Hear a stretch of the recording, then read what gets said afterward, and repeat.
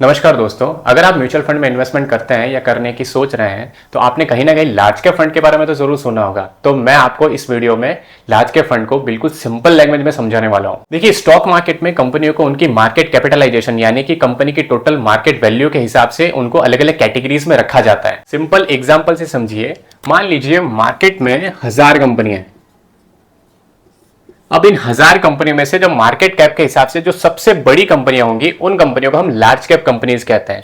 और जो large cap mutual funds होते हैं वो इन्हीं लार्ज कैप कंपनी के शेयर्स में इन्वेस्ट करते हैं। मतलब अगर आप लार्ज कैप कंपनी में एसआईपी करते हैं या लमसम इन्वेस्टमेंट करते हैं तो आपका पैसा एक ही कंपनी में नहीं बल्कि कई सारी अलग अलग सेक्टर्स की अलग अलग कंपनियों में इन्वेस्ट होता है। इसलिए लार्ज कैप फंड को जनरली लार्ज और स्टैब्लिश कंपनी में इन्वेस्टमेंट करने वाली कैटेगरी में रखा जा सकता है। अब बहुत सारे इन्वेस्टर ये सोचते हैं कि बड़ी कंपनी है तो लॉस कैसे हो सकता है, लेकिन स्टॉक मार्केट में कोई भी इक्विटी इन्वेस्टमेंट रिस्क फ्री नहीं होता है। तो मार्केट गिर सकता है तो बड़ी कंपनी के शेयर प्राइसेस भी गिर सकते हैं और लार्ज कैप म्यूचुअल फंड्स की वैल्यू भी ऊपर नीचे हो सकती है। हाँ, अगर म्यूचुअल फंड की इक्विटी कैटेगरी के हिसाब से बात करें तो लार्ज कैप जो फंड्स होते हैं वो मिड कैप और स्मॉल कैप से कम रिस्की होते हैं, यानी कि उसमें जो वोलेटिलिटी जो देखी जाती है वो इन म्यूचुअल फंड कैटेगरीज के कंपैरिजन में कम देखी जाती है। अब सबसे इंपॉर्टेंट क्वेश्चन, अगर मुझे लार्ज कैप फंड्स में इन्वेस्ट करना है तो मैं फंड कैसे चूज करूं? सिर्फ एक साल का रिटर्न नहीं, डिफरेंट मार्केट साइकिल में फंड के परफॉर्मेंस देखिए, यानी कि आप सिर्फ एक साल के रिटर्न ना देख के 1 साल, 3 साल, 5 साल और पिछले 10 सालों के रिटर्न तक भी देखिए।